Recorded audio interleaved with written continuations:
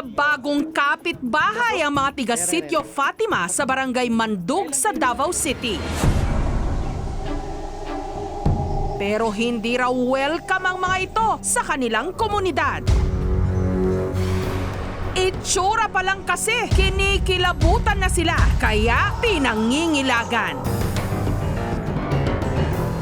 Higad, tunog pa lang, nakakakatina, nakakapangilabot. Paano pa kaya kung ang inyong tahanan atakihin ng sandamakmak na higad? Ang nakatira kasi sa bahay na ito, hindi tao, kundi libo-libong mga higad. Sa terrace pa lang, may pa-welcome na ang mga higad. At kung kakayanin mo pang makapasok sa loob, bubungad naman sa bintana ang kumpol ng mabalahibong insektong ito. Pati mga kasangkapan. At ang kusina, hindi pinatawad.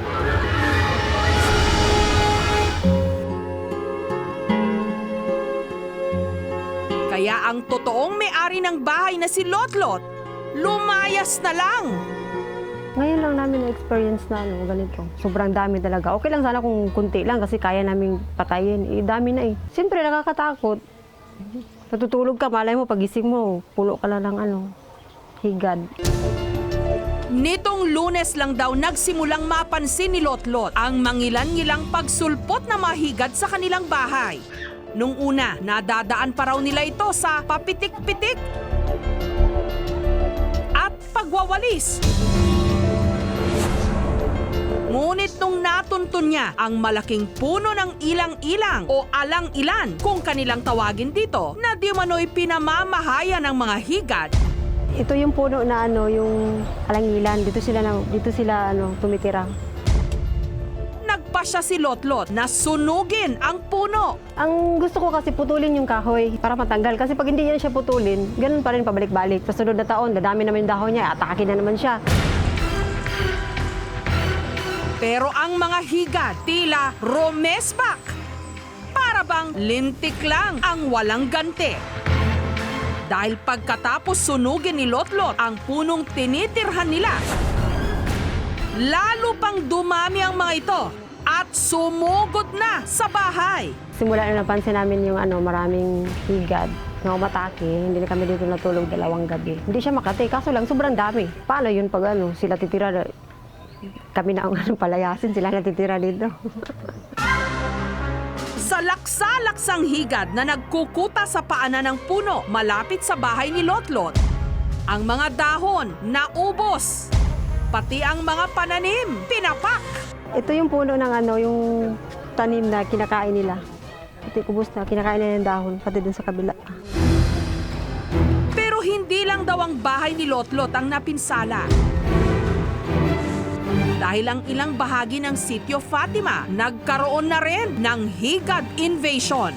Dili naman po makuan, matingala gud kay kada tuig man jud siya. Kada tuig ni siya magkuan, magpuyuan ang kahoya. Ang bukal kung saan sila kumukuha ng tubig, meron na ring higad. Pati ang kanilang maliit na kapilya na halos ilang metro lang ang layo sa bahay nila Lotlot, inatake na rin.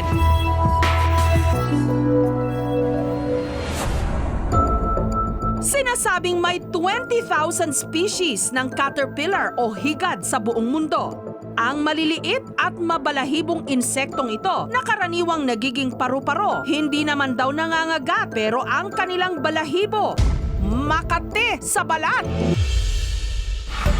Ayon sa mga eksperto, ang uri ng higad na lumusob sa Sitio Fatima sa Davao lang daw makikita at patuloy na rin nila itong sinusuri para matukoy ang species na kinabibilangan nito. Ito po ang specimen o sample kinuha namin doon sa area. So hopefully makikita natin kung anong klaseng higad ito, moth ba ito or butterfly. Pero sa nakita namin is para bang maging moth ito.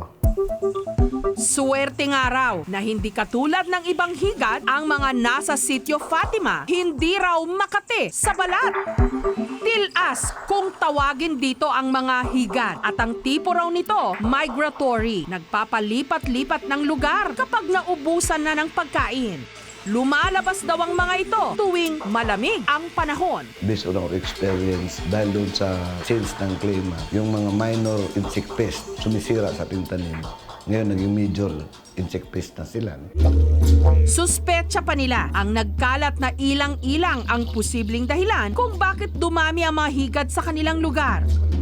Nahahali na raw kasi ang mga tilas sa halimuyak ng puno ng ilang-ilang. Ang mga sapot naman na kanilang ginagawa ang nagsisilbi nilang tulay para makalipat sa iba't ibang mga lugar. Gayunman, babala ng mga eksperto, makatiman o hindi sa balat, kailangan pa ring mag-ingat. Pwede kasing magdulot ang mga ito ng tinatawag na caterpillar dermatitis, pangangati na may pagpapantal-pantal at pamamaga kapag nadikita ng balahibo ng higad ang ating balat. Yung mismong hair daw ng caterpillar already contains the histamine. So pagdikit pa lang niya sa kamay mo, umiinit na kaagad, nagkakos na kaagad ng reaksyon. Pinakamaganda is lagyan mo ng something na malamig. Kung may ice ka or may malamig ka na tubig, ilagay mo sa plastic, idikit mo siya nun. Yung malamig na water will cause vasoconstriction. So kahit papaano, yung pantal-pantal, magsasubside. Kaya kapag nahigad, linisin agad ang balat. Tanggalin ang mga kumapit na balahibo. Pwede ring hugasan ng suka ang balat para maiwasan ang pangangati. Samantala, sina Lotlot at ang ilang residente ng kanilang sitio humingi na ng tulong para masugpo ang mga higad. Ang dalang pangontra ng mga kagawad at purok leader, insecticides. Ito, gamit talaga to sa pang-i-spray ng mga insekto. Ito ang nakikita naming mas madaling paraan sa pag-control na muna ng higad.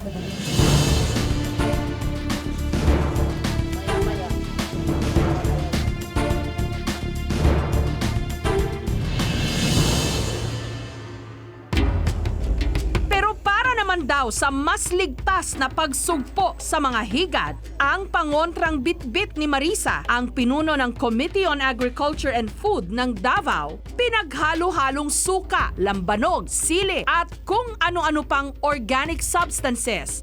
Ibinuro ang mga ito ng 15 araw. Amoy pa lang, pamatay na. Actually, ang smell nito is yung sweet smell kasi may molasses, may suka, parang rin, parang pangkinilaw. Hindi siya dangerous for human beings but it will really kill the higad.